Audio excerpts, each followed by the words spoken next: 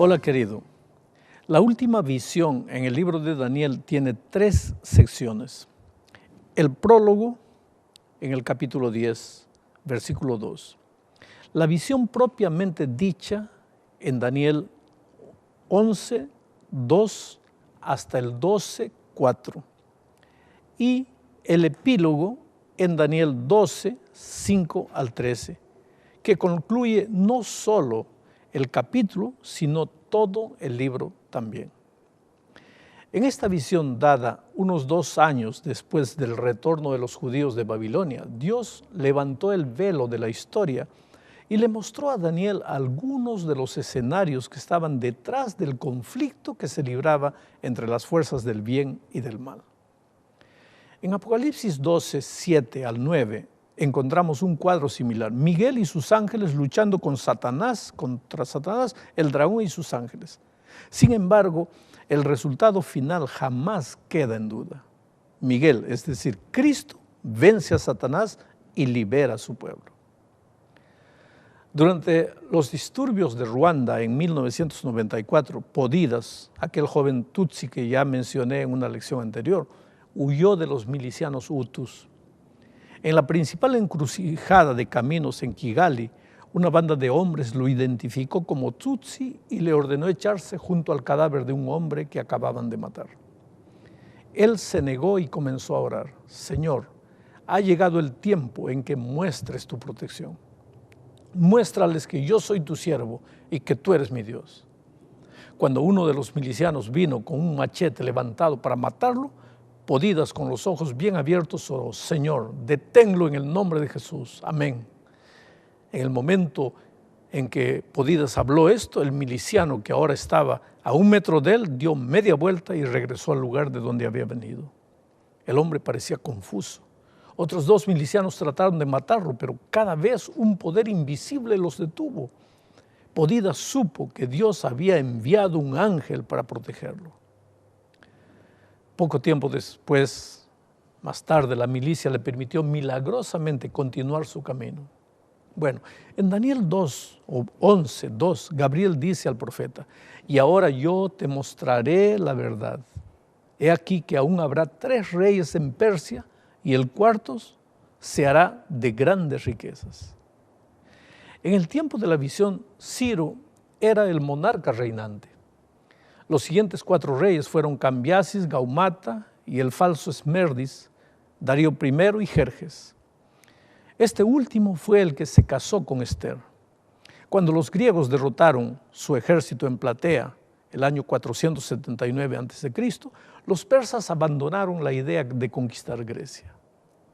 150 años más tarde, los griegos, bajo Alejandro, conquistaron Persia. Después de la muerte de Alejandro, 4 de sus generales dividieron el imperio entre ellos. Del imperio griego dividido surgieron 2 dinastías: los Seleucidas en Asia Menor, que llegaron a ser los reyes del norte, y los reyes del sur, o sea, los Ptolomeos en Egipto. Los reyes mencionados en Daniel 11, 5 al 6, permanecieron en el poder hasta que los romanos tomaron los territorios en los siglos I y II a.C. En este capítulo se menciona a la abominación asoladora. El término hebreo shikus, que quiere decir abominación, es un término común del Antiguo Testamento que describe un ídolo, una deidad. Tales abominaciones idolátricas que se establecieron en el templo de Jerusalén en tiempos del Antiguo Testamento, se dice que lo contaminaban o lo manchaban. La palabra shamen, una forma de la cual se traduce como desolación, más literalmente algo que hace desolar, se usa para referirse a la devastación causada por un ejército invasor, una escena que crea una sensación de horror en una persona que lo contempla. El término transgresión en la expresión paralela a la prevaricación desoladora de Daniel 8:13 se usa para referirse a actos de apostasía y rebelión contra Dios. La frase abominación desoladora que se halla en Mateo 24:15 deriva del libro de Daniel, donde la frase o variante de ella aparece 3 veces, es decir, en Daniel 9:27, 11:31 y 12:11. En la traducción griega del Antiguo Testamento, la Septuaginta, los 3 pasajes son casi palabra por palabra iguales. Sin embargo, Jesús en Mateo 24:15 se refiere a Daniel 9:27, porque solo allí está en un contexto que habla de la destrucción de la ciudad de Jerusalén. Los romanos destruyeron Jerusalén en el año 70 después de Cristo. Quemaron el templo y en el año 130 después de Cristo construyeron allí un templo a Júpiter en lugar del templo a Dios. Martín Lutero identificó la abominación asoladora de Daniel 11 con el papado y sus doctrinas y prácticas. En vista del paralelismo entre Daniel 8:11, en el cual, como vimos, el cuerno pequeño quita el continuo sacrificio, y Daniel 11:31, el cual, de nuevo, el continuo es quitado, pero además se establece la abominación asoladora, parece lógico concluir que el poder que quita el continuo sacrificio es el mismo que establece la abominación asoladora. De aquí es que, como Lutero y muchos otros comentaristas protestantes, creemos que el papado y sus enseñanzas constituyen el cumplimiento de estas profecías en la historia.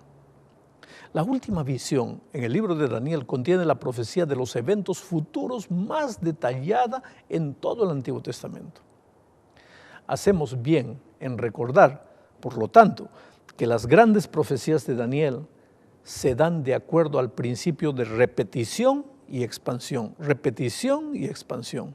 Ellas comienzan o en los días de Babilonia, Daniel 7, 2 y 7, o en los días de Medo-Persa, Daniel 8 y 12, pero todas ellas culminan con el establecimiento del reino de Dios.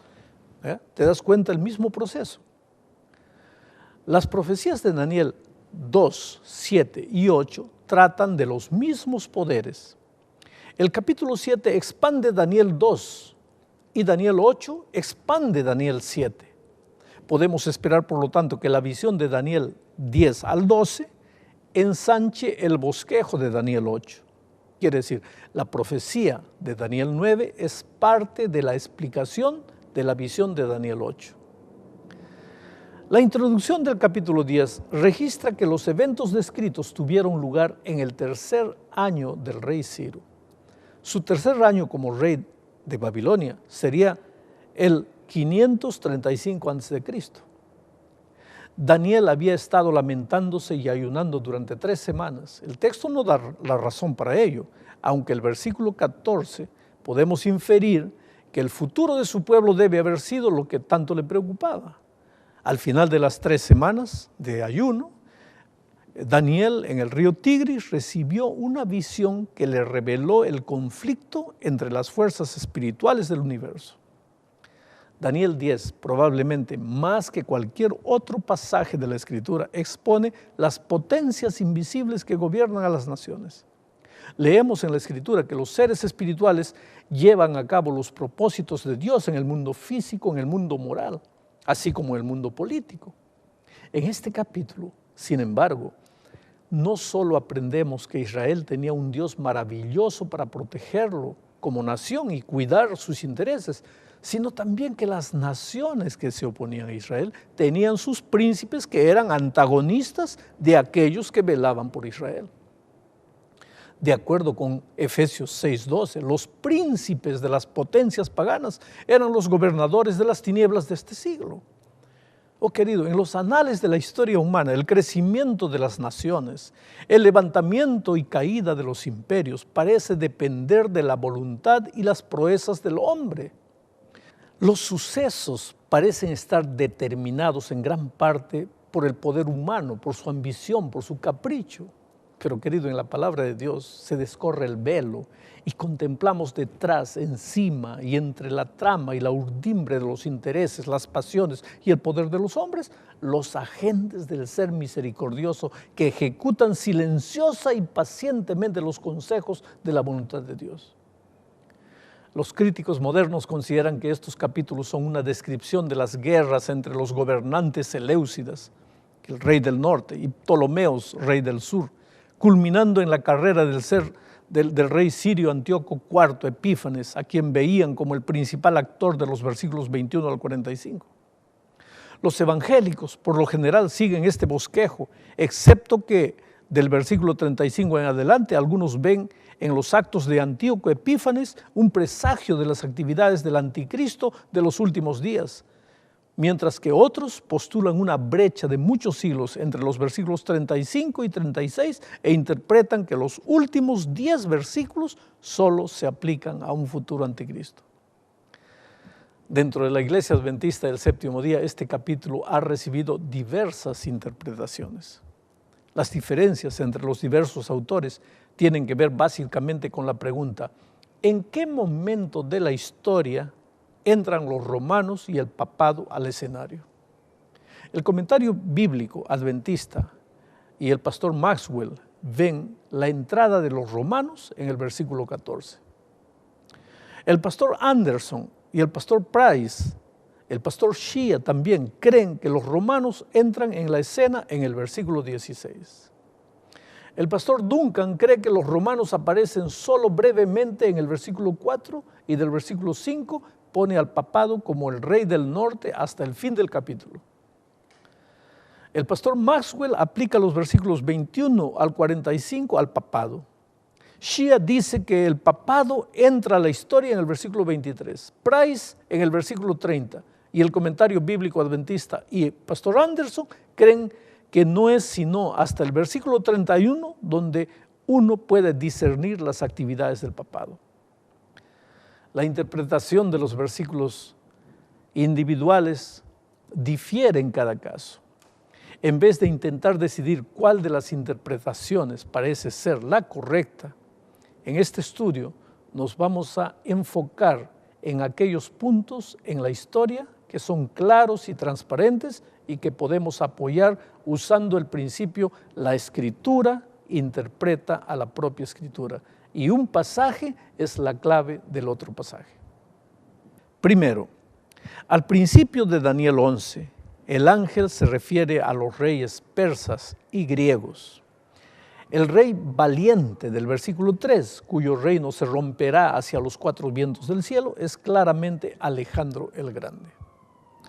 Vemos que esto se apoya en el paralelismo con Daniel 8:8, en el cual Alejandro es el gran cuerno que fue quebrado y en cuyo lugar salieron otros 4 cuernos notables hacia los 4 vientos del cielo.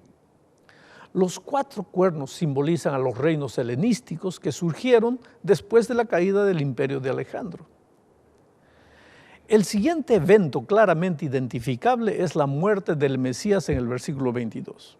La palabra para príncipe en este versículo es Magid. El libro de Daniel la usa solo en otro lugar, es decir, en Daniel 9, 25 y 26. En todos los demás casos, Daniel emplea la palabra zar para príncipe. Sobre bases puramente lingüísticas, por tanto, el príncipe del pacto en Daniel 11, 22 es el mismo Mesías príncipe, quien confirmará el pacto a muchos.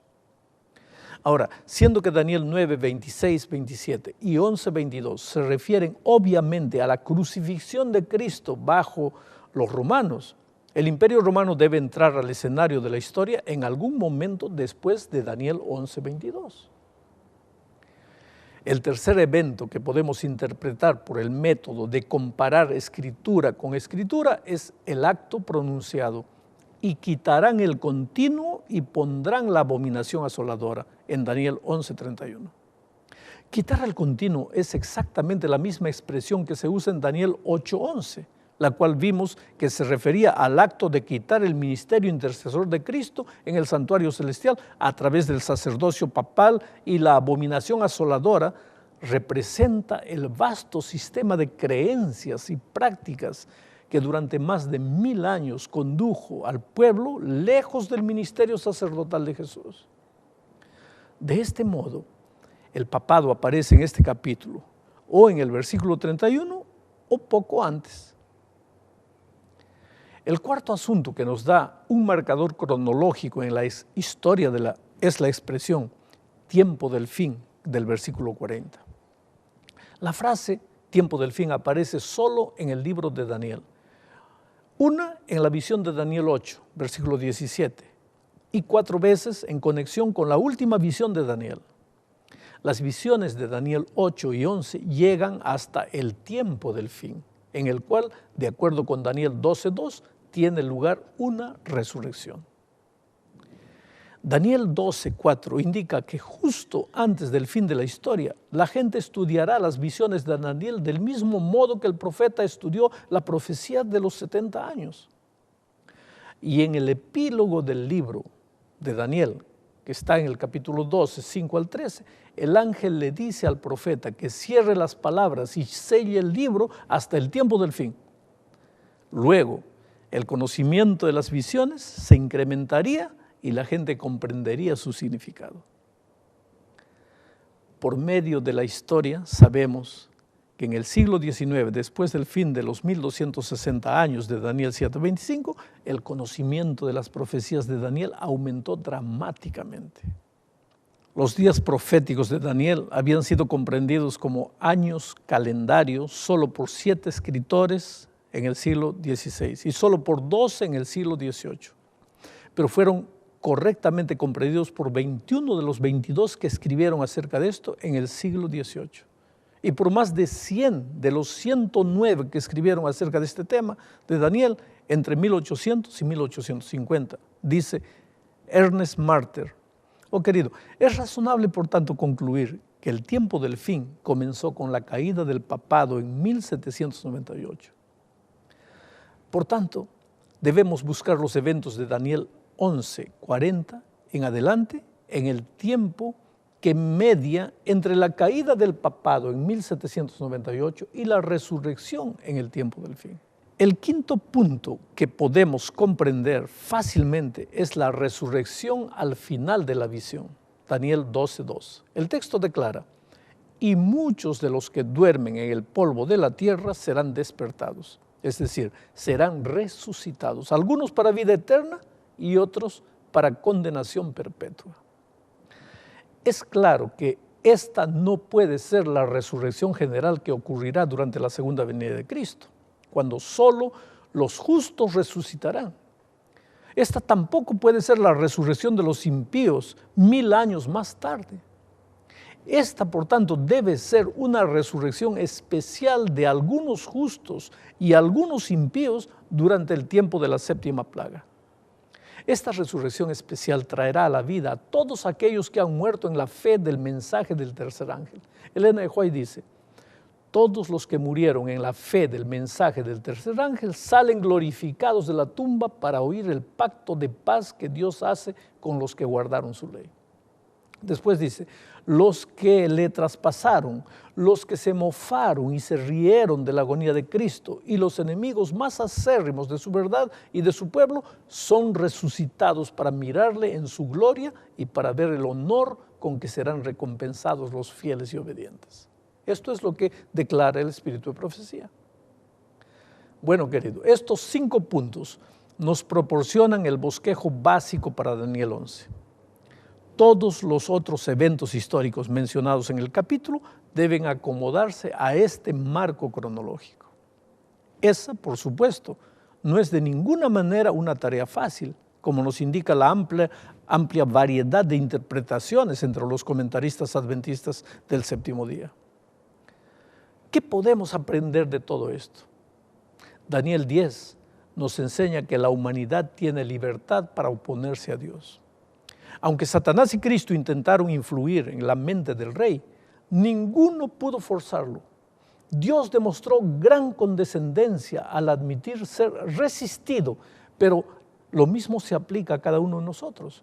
Dios decidió crear seres humanos que pudieran amarlo por su propia y libre voluntad. E incluida en esa voluntad estaba la posibilidad de la desobediencia y resistencia a su voluntad. Eso no significa que Dios es responsable por el pecado de nuestro mundo. No. Satanás, Adán y Eva son los culpables. Pero como parte del libre albedrío, Dios tuvo que crear la posibilidad de pecar, pues de otra manera no habría sido verdadera libertad. Un padre puede dar a su hijo la llave de su carro y el muchacho puede dirigir el vehículo de modo que choque contra un árbol y se provoque la muerte. Ahora, el padre ciertamente no se proponía que el hijo muriese, pero al dar a su hijo la llave del carro, también le dio la posibilidad de usar el carro como un arma mortal. Este capítulo nos muestra, nos enseña también el gran conflicto entre el bien y el mal. Este conflicto es una batalla real entre las fuerzas del bien y del mal. Son los ángeles reales, pero hay tantos ángeles leales cuanto ángeles caídos, y ambos quieren influir en los asuntos humanos. Mira lo que dice Ellen White: mientras Satanás estaba procurando influir en las más altas potestades del reino medo-persa para que mirasen con desagrado al pueblo de Dios, había ángeles que obraban en favor de los desterrados. Todo el cielo estaba interesado en la controversia. Por intermedio del profeta Daniel, se nos permite vislumbrar algo de esta lucha poderosa entre las fuerzas del bien y del mal. Yo te pregunto, ¿estás siempre consciente de la presencia de los ángeles en tu vida? ¿Y cómo influye el hecho de que los ángeles están a tu lado, en el control de tus palabras, de tus acciones? Este es un asunto de mucha importancia. En este momento en tu corazón se traba una batalla entre los ángeles buenos y los ángeles malos. Ambos desean conquistar tu corazón, ambos te llaman. Yo te pregunto, ¿cuál será tu respuesta? ¿Abrirás el corazón a Jesús? ¿Le entregarás la vida? ¿Vivirás para Él? ¿O correrás? Nadie puede tomar la decisión, solamente tú. Jesús toca la puerta, pero quien tiene que abrir eres tú. Y yo voy a estar orando para que tú le abras el corazón a Jesús. Que Dios te bendiga.